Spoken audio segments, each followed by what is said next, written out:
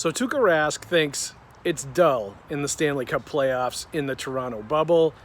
He thinks it feels like exhibition hockey instead of playoff hockey because there's no fans in the stands. Look, I'm sure there's a lot of players that feel the way he does, that it's weird, that it's different, that it doesn't feel quite like the playoffs because there's no fans in the stands, because they're living in isolation away from their families and all the stuff that's going on right now to have NHL playoff hockey in the midst of COVID-19. But for Tuukka Rask to make the comments he made after a loss in Game 2, wrong place, wrong time, wrong context.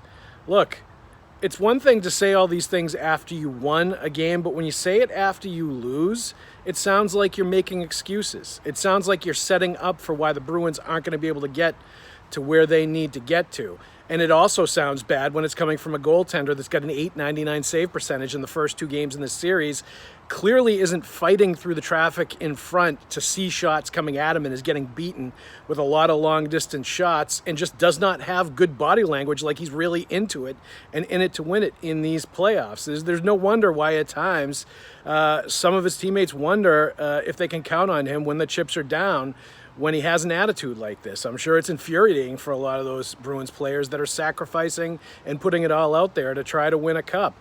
Not only this, but it's clear Tuukka Rask wanted to say this. The question he was asked was about fighting through traffic, and he turned it into, I'm not into it because this is like exhibition hockey and there's no fans in the stands. So this is clearly something that Tuukka Rask wanted to say. It sounds a lot more to me like excuse making than it does about like what he really feels.